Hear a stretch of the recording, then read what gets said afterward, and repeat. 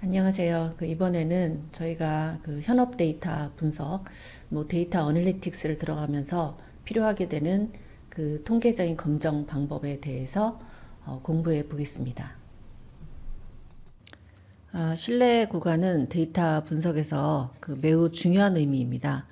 실제 우리가 살고 있는 사회에서 어떻게 이해할 수 있는지 보도록 하겠습니다. 신뢰 구간과 오차 범위인데요. 신뢰 구간에 대해서 가장 많이 듣게 되는 거는 여론조사 결과일 겁니다. 그래서 미디어 매체나 뉴스 신문에서 보게 되는데, 예를 들면 특정 선거 후보자의 지지율 혹은 정당에 대한 지지율 조사에서 많이 접하게 됩니다. 그래서 예를 들어서 우리가 시장 선거라든가 국회의원 선거에서 자, A 후보자랑 이렇게 B 후보자가 두 명이 있다고 한번 가정을 해보겠습니다. 그리고 이제 여론조사에서 뭐라고 나왔냐면, 자, A 후보자는 40%, B 후보자는 37% 이렇게 나왔습니다. 이렇게 나왔는데, 그 밑에 이제 설명이 붙어 있는 내용을 보면, 자, 95% 신뢰 수준에서 오차 범위 3.1이다. 이러한 설명이 있습니다. 그러면, 자, 우리는 이 결과를, 이러한 보도를 어떻게 정확하게 이해할 수 있는지, 한번 보겠습니다. 지금 여기 스케일에서 보면은요, 자, A 후보자는 40%를 예상을 하고, B 후보자는 37%를 예상하는데, 여기서 보면 오차 범위가 3.1이라고 그랬잖아요. 그래서 오차 범위가 3.1이니까 실제 투표를 하고, 그 다음에 개표를 한 다음에 보면 A 후보자에 대해서는 36.9에서 43.1이 나올 수가 있고, B 후보자에 대해서는 33.9%에서 40.1% 정도 나올 거라는 겁니다. 그래서 여러분이 지금 이 스케일에 그려진 걸 보면은 A 후보자와 B 후보자의 범위, 예상되는 범위가 지금 이와 같이 겹쳐지는 걸 볼 수가 있습니다. 그래서 그러한 경우에는 우리가 오차 범위가 접전이다. 누가 될지 사실상은 예측하기 쉽지 않다라고 이제 합니다. 그러면 신뢰 구간에 대해서 통계학 책에 나와 있는 설명을 좀 해보도록 하겠습니다. 신뢰 구간은 실제 모수가 존재할 가능성이 높은 구간으로 추정하는 방법인데요. 여러분이 이제 앞에서 저희가 평균이라든가 분산 이런 거 봤잖아요. 그래서 평균 같은 거는 하나의 이게 점으로 10.5다, 9.4다 이런 식으로 X바라는 하나의 값으로 추정하는 점 추정치인데, 지금 신뢰 구간이라는 거는 우리가 실제의 모평균이 어디쯤에 있을 것 같다라는 구간을 추정하는 겁니다. 그래서 모평균, 모비율 등 모수를 포함할 그러한 구간을 추정하는 것이고요. 회귀 분석의 기울기에 대해서도 그러니까 신뢰 구간을 계산할 수가 있습니다. 그리고 신뢰 수준이라는 거는 우리가 어떤 구간, 그러니까 평균에 대해서는 x바 플러스 마이너스 d 이런 식으로 쓰는데, 여기에 모수, 모평균이 포함될 그러한 확률을 의미합니다.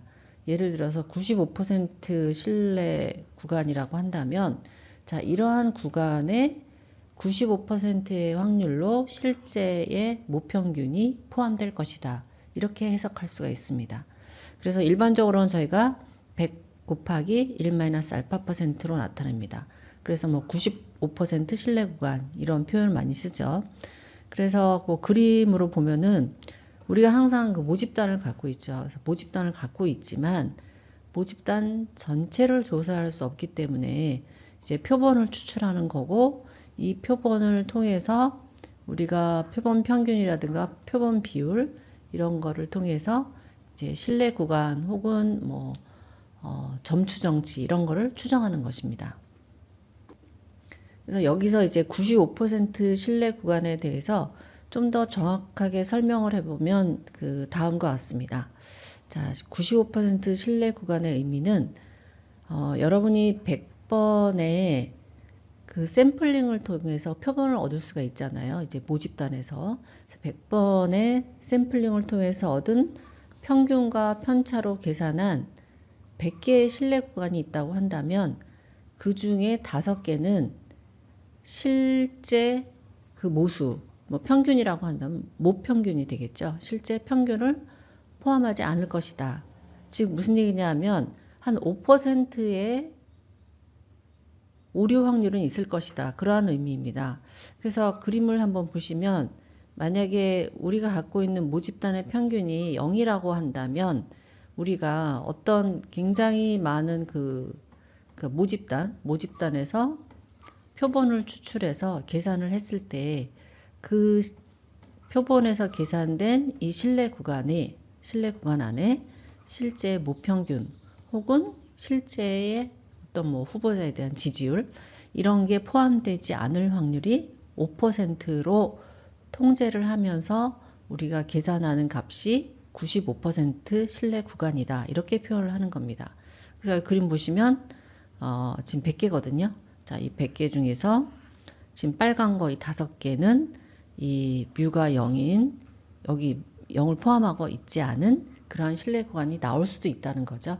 우리가 샘플링에 따라서 그러한 의미입니다. 자, 그러면 신뢰 구간은 어떻게 계산이 되는가? 수식을 한번 보면은요. 평균에 대해서 보면은 모집단의 편차가 우리가 시그마를 그 모집단의 편차라고 하고 그 다음에 S를 표본의 편차라고 하는데요. 모집단의 편차가 알려진 경우에는 이러한 식을 쓸 수 있고 모집단의 편차가 알려지지 않으면 지금 G라는 거는 표준 정규 분포인데 우리가 표준 정규 분포 대신에 T 분포를 사용합니다. T 분포를 사용해서 이와 같이 계산할 수가 있고요. 자, X바는 표본에서 나온 평균이죠. 그 다음에 자 시그마가 만약에 알려지지 않았으면 우리는 뭘 써요? 표본으로부터 편차를 계산할 수 있습니다. 그리고 자 여기 t 2분의 알파 n-1은 뭐냐 하면 t 분포에서 예를 들면 지금 이 그래프를 보면 이거는 이제 정규 분포인데요. 정규 분포에서는 평균이 뮤고 그 다음에 편차가 시그마인 그러한 분포죠. 그래서 거기에서 우리가 이 값을 구한다고 한다면 95% 신뢰 구간에서 어떤 값을 사용하냐 하면 1.96이라는 값을 사용하는데 1.96은 무슨 의미냐? 이쪽 안쪽의 면적은 0.95입니다. 이게 확률을 분포니까. 그 다음에 이쪽 꼬리 쪽은 0.025가 되겠죠. 양쪽의 꼬리 쪽 분포는 0.025가 됩니다. 그래서 이쪽 꼬리 쪽이 0.025인 그런 여기 밑에 값을 확인해 보면 표준 정규 분포에서 확인해 보면 1.96을 찾을 수가 있습니다. 그래서 우리가 95% 신뢰 구간을 여러분이 구한다고 한다면 자 1.96을 사용하게 되겠죠. 자 그럼 또 하나 이제 의문점이 있는 것이 자 그러면 그 신뢰 구간을 구할 때 몇 퍼센트가 적당한가? 자, 신뢰 수준을 반드시 95%로 해야 되는 건 아니거든요. 그러면 몇 퍼센트가 적당한가? 라는 질문을 할 수가 있습니다. 그래서 이 질문에 대해서 보면은 우리가 보통 뭐 90% 신뢰 구간, 95% 신뢰 구간, 99% 신뢰 구간을 얘기할 수가 있겠습니다. 그래서 좀 더 쉽게 설명하기 위해서 이 공식을 사용해서 여러분이 만약에 계산한다고 하면 자 90% 신뢰 구간은 이쪽 안쪽에 있는 면적이 0.9가 되는 거고 90 그 다음에 꼬리 쪽이 합쳐서 0.1이 되는 거죠. 그래서 90% 신뢰 구간에서는 값을 여기쯤 들어오겠죠. 1.65를 사용하고 99%면 더 끝쪽인 2.57을 사용하게 됩니다. 그래서 수식적으로 봤을 때 90%의 신뢰 구간이 가장 좁고요. 그 다음에 95%, 그 다음에 99% 이러한 순으로 그 실내 구간의 넓이를 비교해 볼 수가 있겠습니다. 자, 그러면 우리가 그 어떤 값을 추정할 때 좁은 범위로 추정하는 게 좋을까요? 아니면 넓은 범위로 추정하는 게 좋을까요? 그 질문부터 한번 해보면, 우리가 어떤 값을 추정한다고 하면 가능하면 좁은 범위에서 추정하는 게 좋습니다.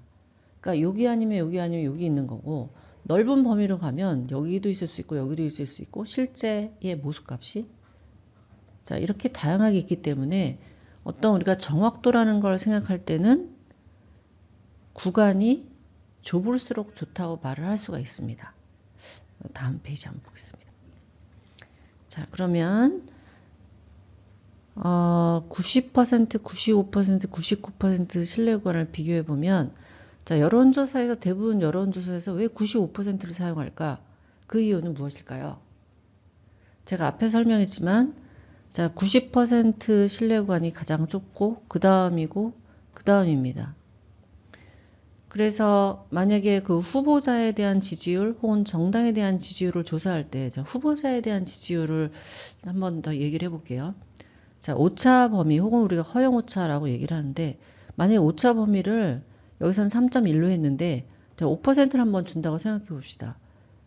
5%를 준다고 하면 A 후보자에 대한 예측 범위는 35%에서 45%예요.